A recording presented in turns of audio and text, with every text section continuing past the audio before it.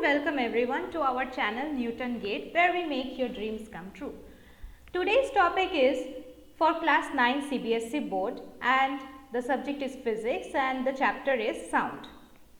So before going to the video, I would like to tell you that this video will be a very important video for your exam purpose, because I will be covering each and every important topics in this video, and at the last I will be giving you some of the most important questions that has come till now and also may come in your further exams. So please watch till the end so that you do not miss any kind of concept or any kind of questions that may come in your exam. So first of all, I have to know that what is sound. Sound is what? It is the kind of energy.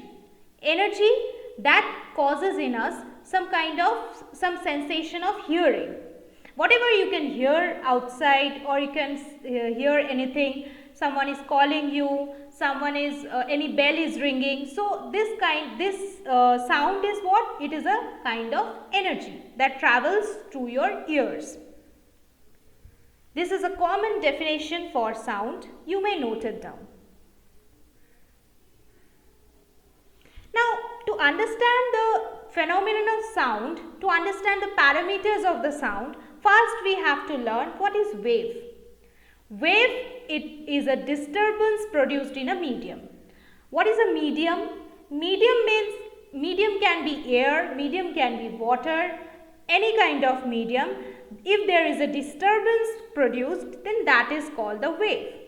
The nature of the wave is like this. Disturbance of wave, this is a kind of wave that is produced whenever there is any disturbance.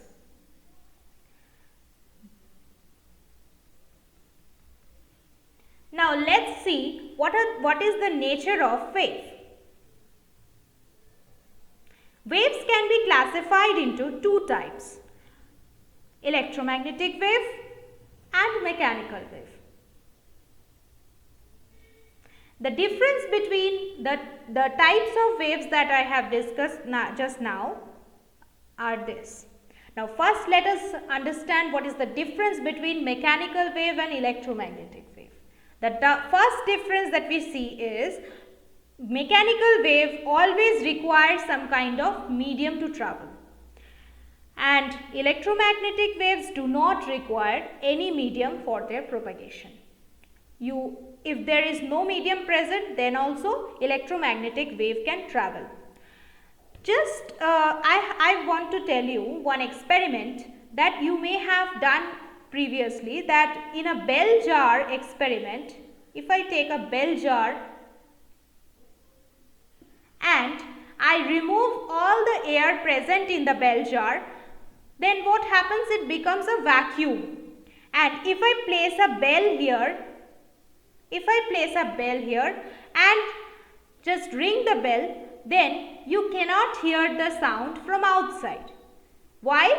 Because there is no air particle present inside this jar, because we have made it a vacuum. We have removed all the air particles from this jar. So the sound that is produced due to the ringing of this bell cannot be heard from outside. Now, the second difference. Mechanical waves are formed due to vibrations of the particles of the medium, and electromagnetic waves are formed due to varying electric and magnetic field. Next is the third difference. Speed of sound wave is low and speed of electromagnetic wave is high. You may see the difference between the speed of sound. In mechanical wave, speed of sound is 332 meter per second at 0 degree Celsius, and speed of electromagnetic wave is very high, that is 3 into 10 to the power of 8 meter per second in vacuum. So what do you understand from this? We can take a practical example of this, that whenever there is a lightning outside, what happens then? We can see the lightning first, and then we can hear the sound. This is the practical example of this difference. that first of all we see the lightning, that means the electromagnetic wave, and then we can hear the sound, that is the mechanical wave. Now let's go to the next difference. Mechanical waves can be transverse or longitudinal in nature, and electromagnetic waves are transverse in nature. What is this? That we will discuss in the next slide, that what is the difference between transverse and longitudinal waves. Let's see. Now types of waves. So we have seen what is the difference between mechanical and electromagnetic wave. Now we have to know what are the different types of mechanical waves. Now see, for the first difference that we can see is longitudinal waves, particles of medium do to and fro motion in direction similar to the direction of wave motion. That means suppose I am just giving you an example, a practical example. Suppose there is a spring that you have attached like this. You have attached on both ends, and suppose you extend the string and you release it. What happens then? It causes a to and fro motion. If you pluck it, I mean if you expand the spring and then you release it, what happens then? The spring does a to and fro motion like this. I have shown it with an arrow. The spring can do this kind of motion. But if suppose I am taking another example for transverse wave. Do you know what is transverse wave? Suppose this is a wall and this is a wall. Suppose I am tying a spring like this, and if I pluck it like this, if you pluck it, then what happens? The wave generally moves like this. Have you seen this? You may have seen this. So the next difference that comes here is longitudinal waves are composed of compressions and rarefactions, and transverse wave are composed of crest and tufts.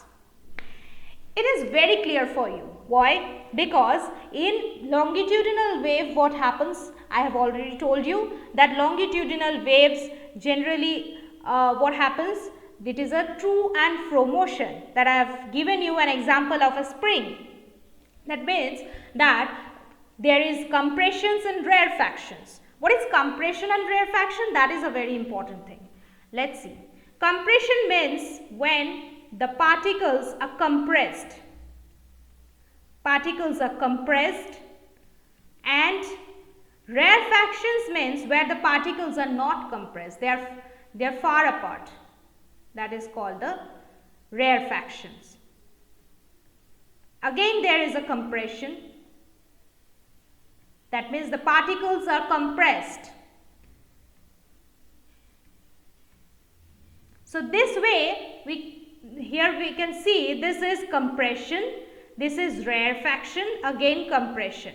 So you have understood that compression means the particles are getting compressed. Okay, whenever you produce a sound, what happens? The air particles, the dust particles and any particles that is present in the air is getting compressed somewhere and getting expanded somewhere due to the travelling of the wave. That because the wave travels particle to particle. Okay. Next, number 3. What is the third difference? You can see I have already shown you just before that this is a kind of to and fro motion. So what happens? Direction of vibration of the particle is same as the direction of the wave. Yes? Now, and what is the type of transverse wave? Transverse wave, you can see that the direction of the vibration of particles and the direction of the wave, they are not in the same direction. They are perpendicular to each other. Okay? And the fourth difference, that means the examples, we have to know the examples of this longitudinal wave and transverse wave. The example of longitudinal wave is sound wave and transverse wave example is light wave. This is very much important. Next, go to the next slide. Compressions and rarefactions. I have already shown you what is compression and rarefaction, but it is very important, so I have taken it in the next slide. Here you can see it very clearly that what is compression and what is rarefactions. Compression means where the particles are getting compressed.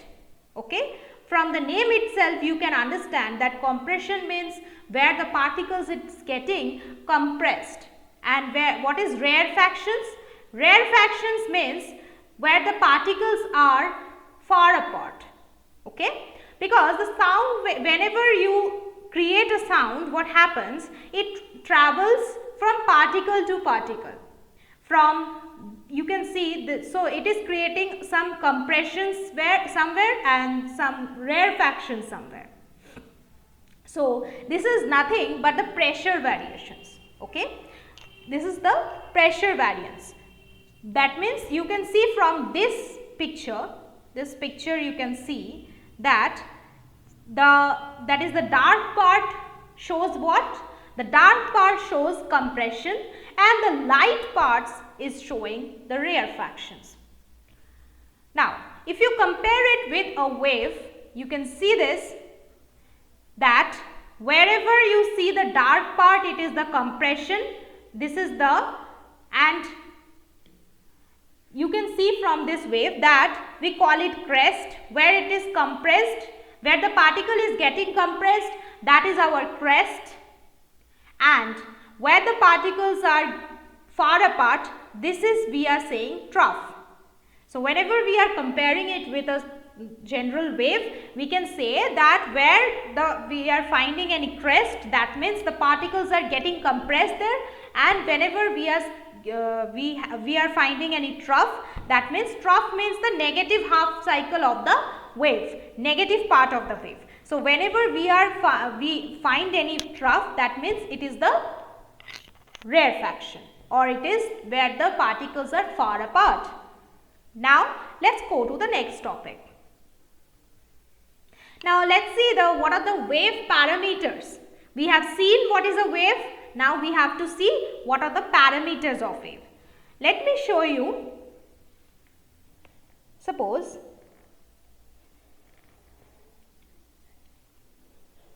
what is a wave? Wave which starts from the origin and moves like this. Okay. So now I have already told you that the positive peak, wherever you find the positive peak, these are the positive peaks. So these are called what? These are the crest. And wherever you find any negative peak, that is the trough. Okay.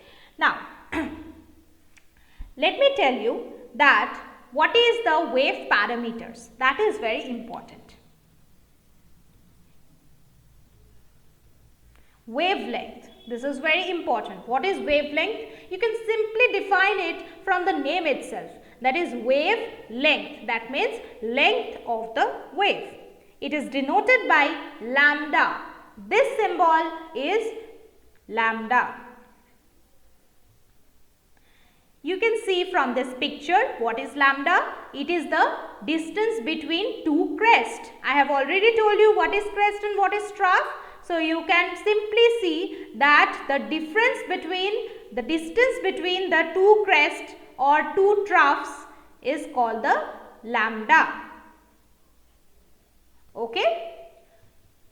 This is the simple definition of wavelength. The distance between successive crests of a wave. You can also say the distance between successive trough of the wave.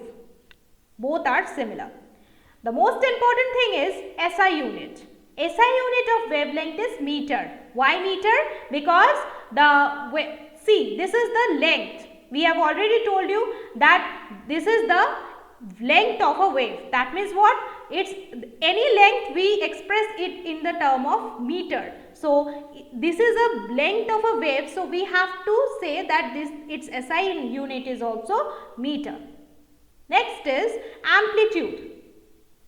So here in this picture you can understand what is amplitude. It is the maximum displacement of the wave from the mean position.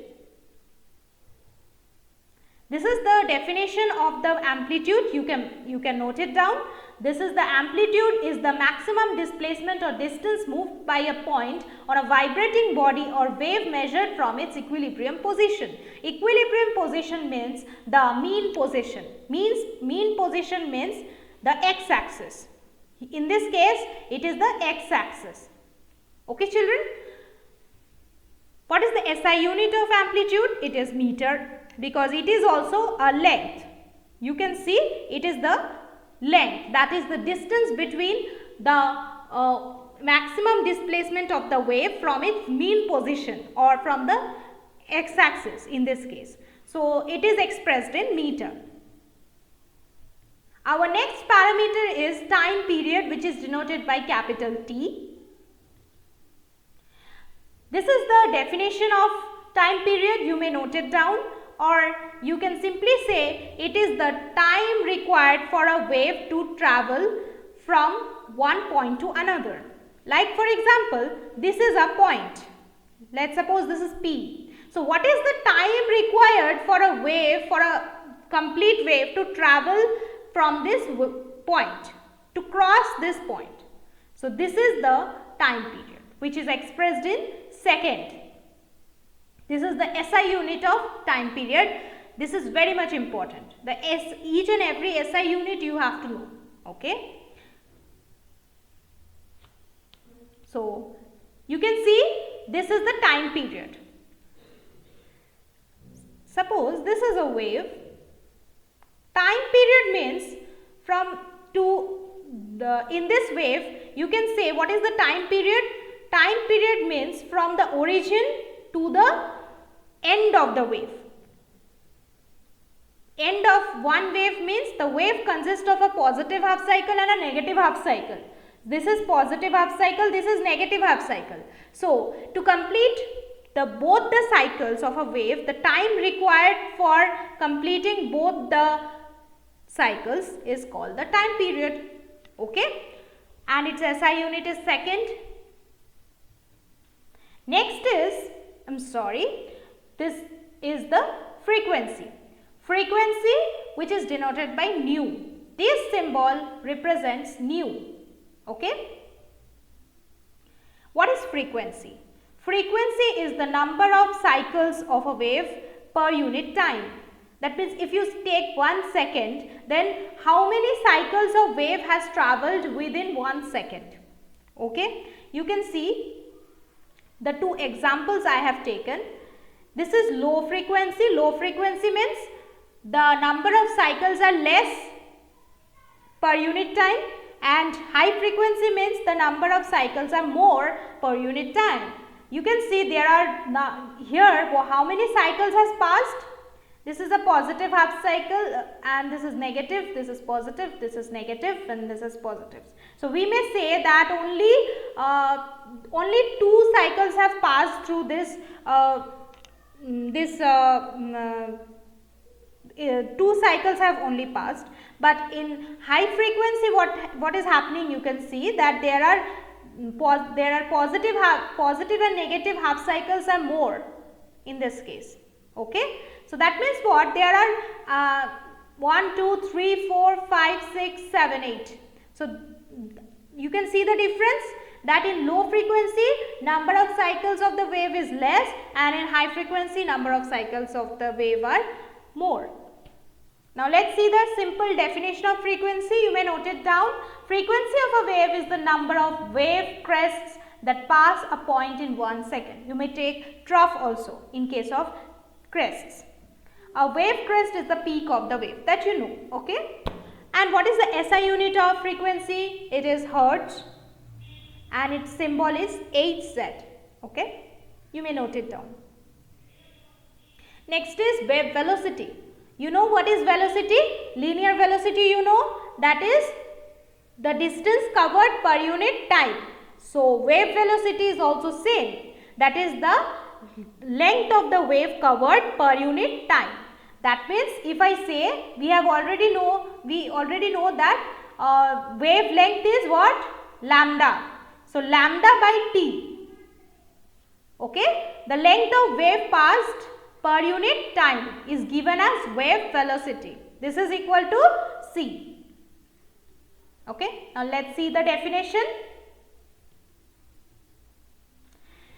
So, the distance covered by a wave in the direction of its propagation per unit time is called the wave velocity. And what is the SI unit?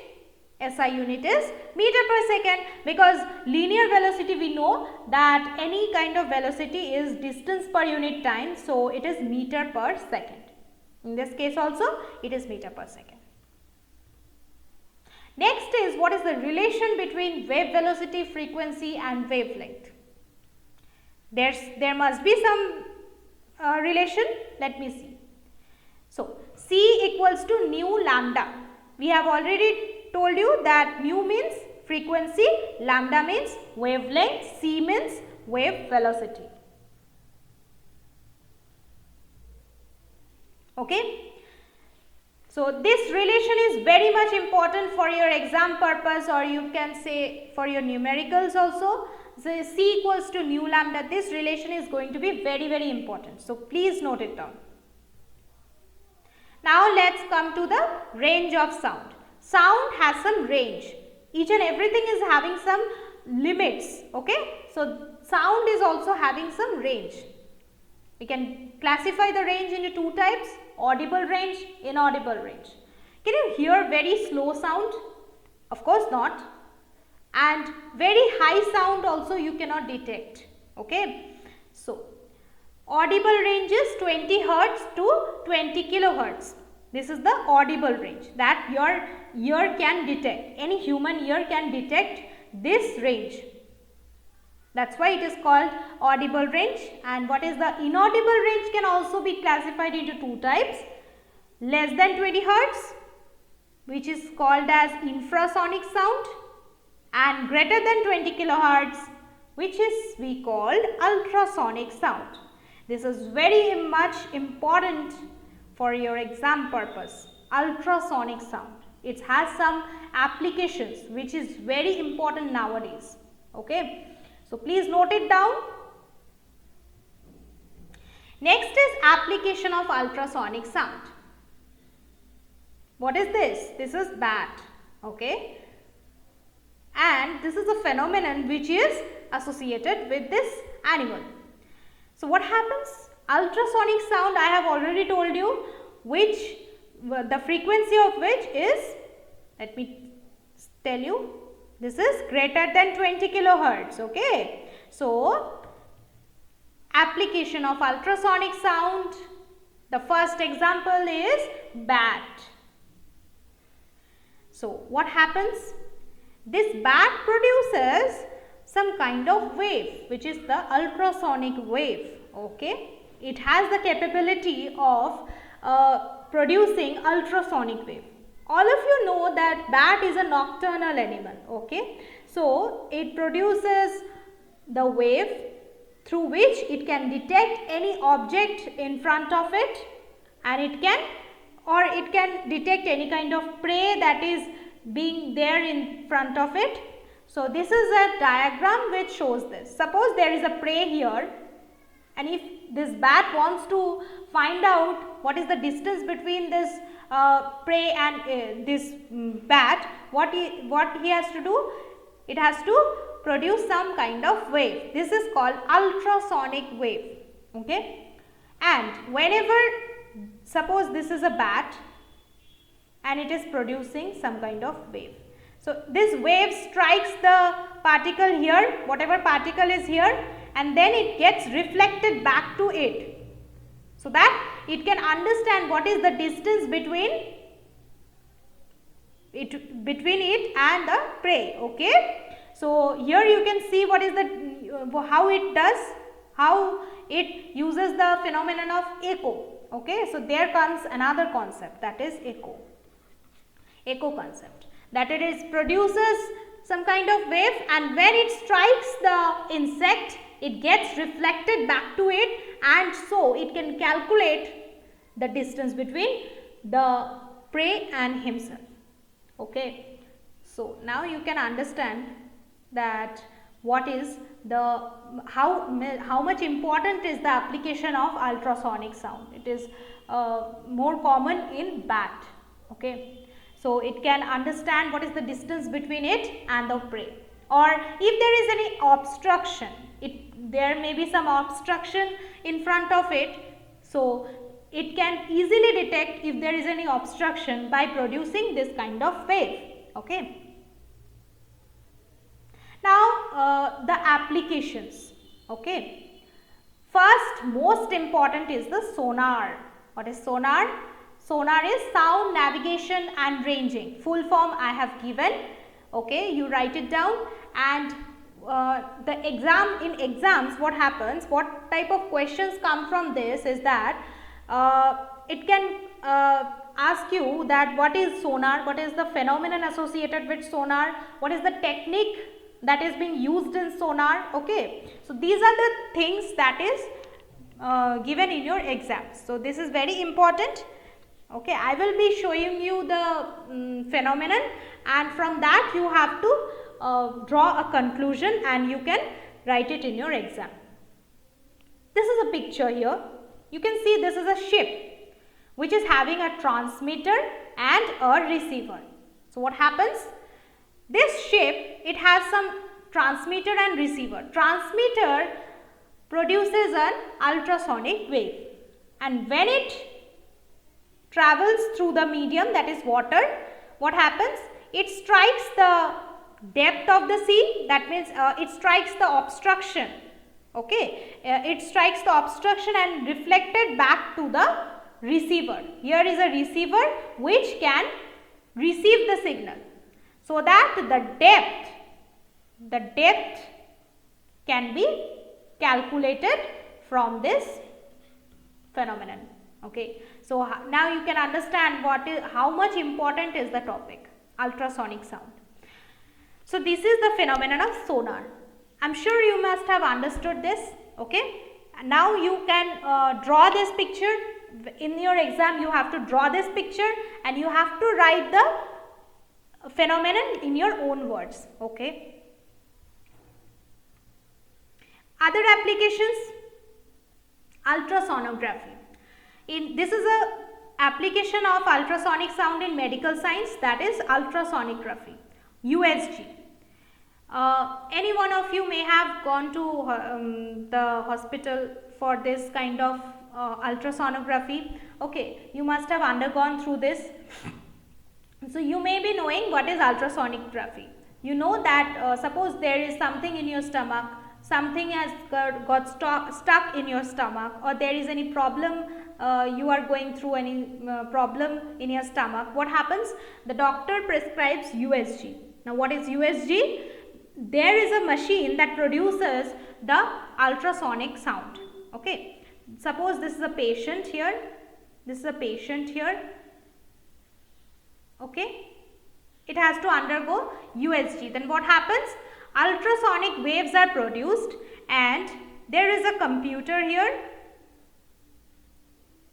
and here some details of your of the patient is shown.